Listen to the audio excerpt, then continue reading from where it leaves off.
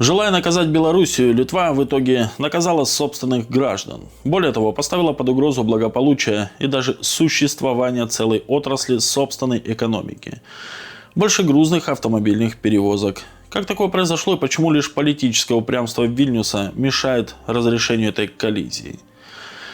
В течение последних 2 лет со стороны Белоруссии в Литву летят воздушные шары, посредством которых контрабандисты переправляют на территорию Евросоюза дешевые сигареты без акцизных марок. 2 недели назад власти Литвы воспользовались этим в качестве повода для того, чтобы совершить то, что они давно хотели сделать – окончательно перекрыть границу с Белоруссией и таким образом лишить литовцев возможности посещать соседнюю страну по введенному Лукашенко безвизу. От этого решения возмутились жители литовских приграничных территорий, ведь в свое время граница между 2 государствами пролегала буквально по-живому. Она рассекала множество семей. Теперь те многочисленные жители Литвы, у которых есть родственники в Белоруссии, лишились возможности посещать родню, навещать могилы близких людей. На недовольство этой категории населения в Вильнюсе не обратили внимания, но вскоре выяснилась проблема посерьезнее. На момент одностороннего закрытия границы в Белоруссии находилось свыше 1000 литовских грузовых фур, водители которых их же правительство отрезало от родины. Сначала власти, судя по всему, даже не думали об этом обстоятельстве, но подняли крик владельцы транспортных фирм, по бизнесу которых оказался нанесен серьезный удар. Замглавы Национальной ассоциации автоперевозчиков Литвы Линава Олег Тарасов сообщил, что убытки их членов могут составить до миллиарда евро. По его словам, ситуация близка к катастрофе. Если граница не будет открыта, литовские перевозчики окажутся вытеснены с рынка. Будет уничтожена целая отрасль экономики. Только за последнюю неделю парковка транспортных средств в соседней стране обошлась литовским перевозчикам примерно в 5 миллионов евро. В настоящее время белорусские таможенники вручают литовским водителям официальные требования о перемещении грузовиков на специальные платные стоянки. Один из пострадавших литовских бизнесменов, Виргиниус, чей большой груз застрял в Котловке, пожаловался: «Ждем, когда придет хоть какая-нибудь информация о том, когда литовцы откроют.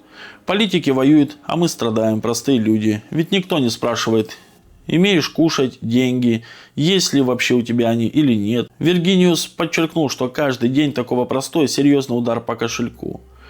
Глава ассоциации Линава Эрландас Микенес предупредил, что простой и плата за стоянку в Беларуси приведут к таким финансовым потерям, что потом литовские фуры уже просто не будет смысла забирать. В Линава подсчитали, что охрана одной застрявшей в Беларуси фуры обходится в 120 евро в сутки. Охрана всех 1100 штук фур обойдется в 132 тысячи евро в сутки. В то же время сам по себе простой всех этих фур обходится в 220 тысяч евро в сутки, то есть речь идет о колоссальных убытках. Важно подчеркнуть, что самих водителей этих больших грузов в Беларуси удерживать у себя не намерено. Водители, оставившие автомобили в зонах ожидания, могут свободно покинуть Белоруссию через любые пункты пропуска. Когда в Вильнюсе осознали масштаб созданной ими проблемы, литовское правительство высокомерно предложило Минску выпустить литовские фуры на родину. Ответ президента Беларуси Александра Лукашенко оказался однозначен. Он сказал, что литовские грузовики в любой момент смогут вернуться домой, как только их правительство вновь откроет границу.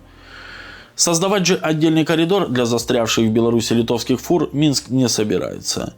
Такой ответ привел литовские власти в состояние близкое к бешенству. Там, оказывается, всерьез рассчитывали, что Лукашенко подчинится их требованию.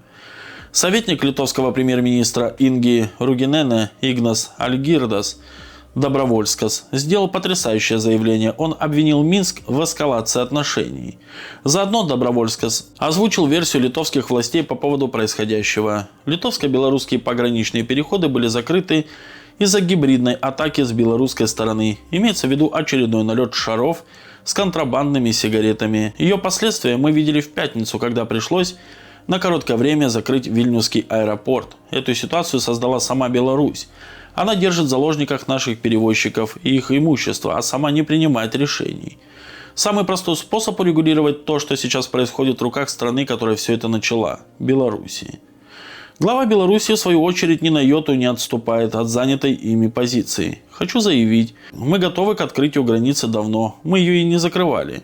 В течение нескольких часов она с нашей стороны может возобновить свою работу. Если Литва хочет, мяч на ее стороне. Пожалуйста, открывайте границу. Будем работать и сотрудничать, как это было до сих пор, предложил президент. Лукашенко сообщил, что все литовские автомобили собрали на пунктах перехода и взяли их под охрану исключительно ради сохранности перевозимого ими груза. Чтобы нас потом не обвинили, что мы там что-то плохое сделали. Те, кто их охраняет, попросили, по-моему, 120 евро за сутки. Сколько суток будут стоять, умножить на 120 евро. Платите, забирайте автомобили с грузом.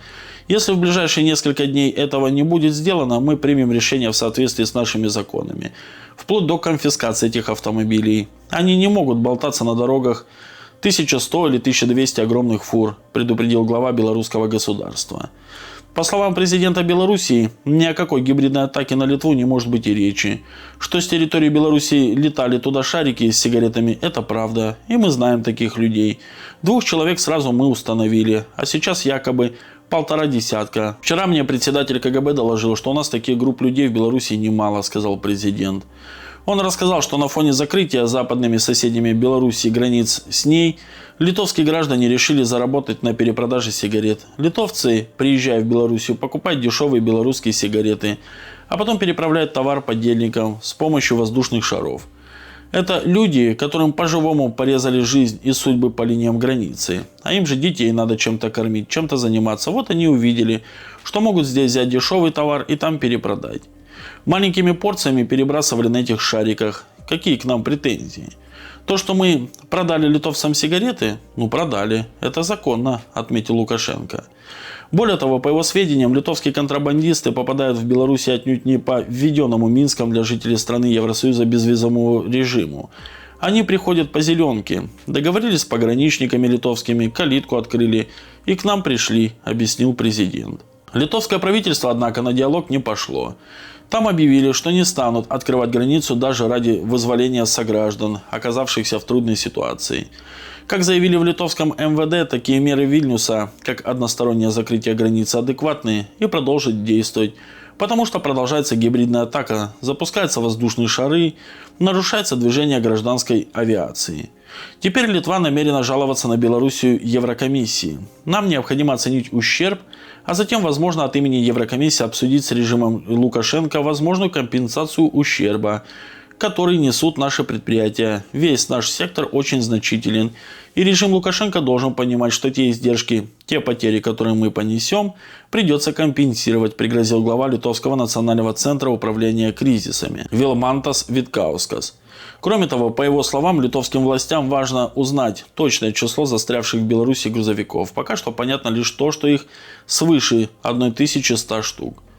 Однако в адекватность принятых мер усомнились даже в Сейме Литвы. Сейчас мы видим, что граждане Литвы фактически застряли в Белоруссии, и пока нет никаких доказательств того, что принятые нами меры приведут к такому позитивному результату, и воздушные шары перестанут летать, потому что, опять же, проблема в контрабанде. 35 лет мы не можем остановить незаконную контрабанду сигарет из Белоруссии. Это общественный позор. Я думаю, что у нас есть все данные о людях с этой стороны, с нашей стороны, которые перевозят эти сигареты. Мы знаем их данные, их адреса и номера телефонов. Нам нужно с этим разобраться, требует Гедримас Эглинскас, глава парламентского комитета по обороне и безопасности. В МВД, однако, с этим мнением не согласились и продолжают настаивать, мол, все правильно сделали.